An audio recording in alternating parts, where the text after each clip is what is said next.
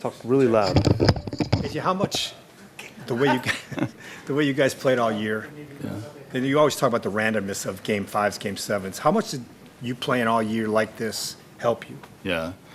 Well, I think we're used to, a little bit of chaos. I think you want us, if you have to pinch hit early in the game, like we've done it. If you want,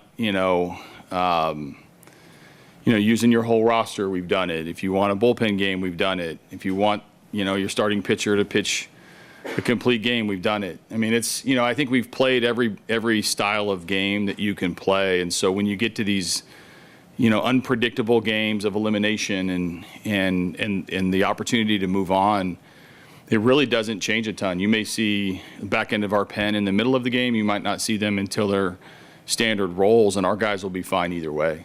I know we're going to lean heavily on Tarek today, but we're going to need a lot of guys to do well, to do this right and put ourselves in a position to win the game in advance, and we're equipped to do that. Cody? AJ, what do you do in the couple hours leading up to the game time? Do you still have preparation? Are you having conversations? Are you just ready to get it going? Yeah, so that's been one of the hardest things during the playoffs in my career has been, my mind is always going. I'm always looking at different things. There's always video to watch and situations to study. But you get into the playoffs and everything's center focused on now. Like I don't even want to think about the possibility of the next series because that series isn't guaranteed. So all attention goes to this matchup. Now you get to Game 5 where we've played 4, different games, but yet a lot of similarities within that game. There's only so much you can really look at. So I was up early this morning, do my normal routine, head to a local coffee shop and set up shop and start watching our games that we played, so far this series. And then now it's just, checking in on the guys. I went for a walk throughout the stadium to get a little bit of a vibe feel and just get the clock moving fast so that we can start the game. The anticipation's real. So you just stay with your normal routine the best you can. A little harder in the playoffs. Good, Evan. Have you gotten a chance to see Tarek yet today, and kind of what's his demeanor like, and then what are your expectations for him in this one? Yeah, well, surprise nobody that knows Tarek to know he's ready.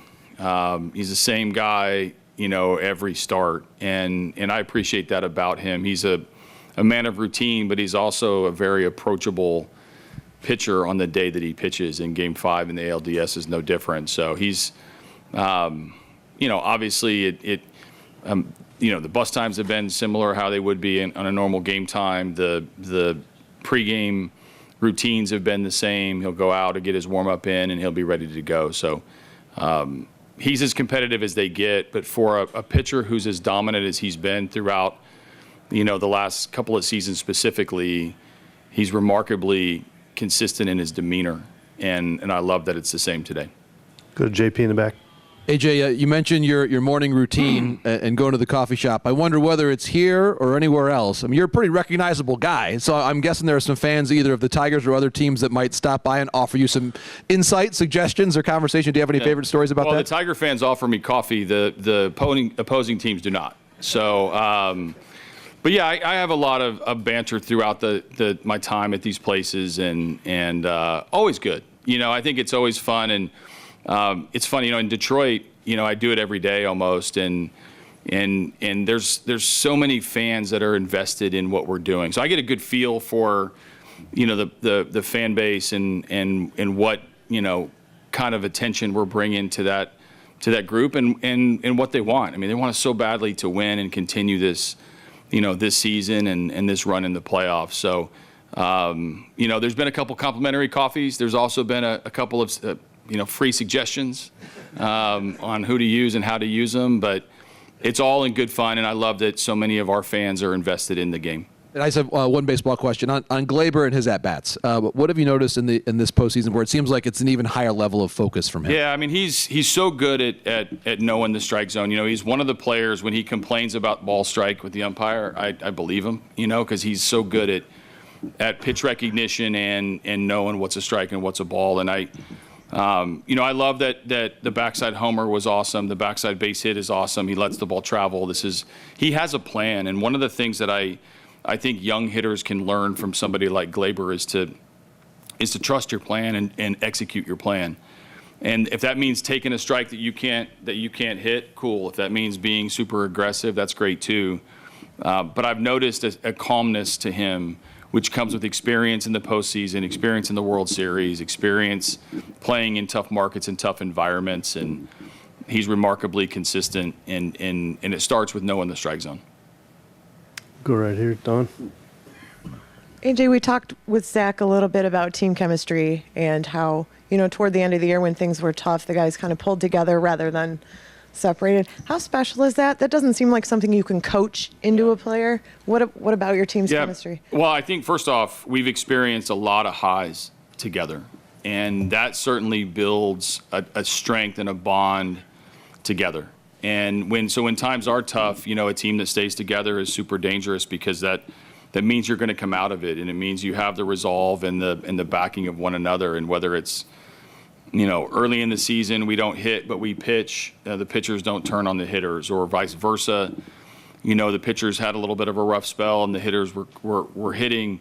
The hitters don't get mad at the pitchers, and that bond is real and it has to be earned. You can't bestow it on it from my desk or from the coaching staff, but you can support it by letting the guys be themselves, and then it naturally matures. But I think the experience that this club has had, this season, oftentimes we look at maybe the downside, the last month plus of the season, or the grind to not win the division but make the playoffs. That there's some good times mixed in there too that strengthen that bond, and we rely on those just as much as we do the times we struggle.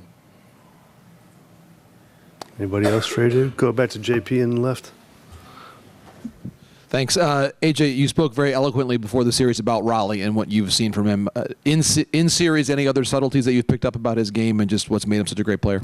Yeah, so I mean, yes, I'm glad this is the last game I have to deal with Cal, because he's a real threat from both sides of the plate.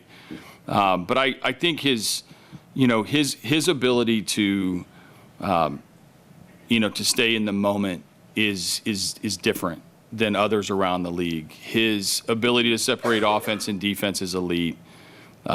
He is getting, beat up by these balls in the dirt, and he just asks for more. He is obviously hits in the first inning. So when we were at home, I was watching his routine as to when he leaves the starting pitcher to come in to get ready for his at-bat, which is like the official changeover from the defensive mindset to the offensive mindset. I mean, I watch everything this guy does because he's put together a historic season, even amongst the expectations rising. So he, obviously would love to have him a quiet night. I'll congratulate him on his season at the end of the game, but I have a lot of respect for the way he goes about it, not just what he does. The homers, the durability, the constantly in the lineup speaks for itself, but the way he does it, I think, garners the respect he deserves. Anybody else for AJ? All right, AJ, thanks for coming in. You got it.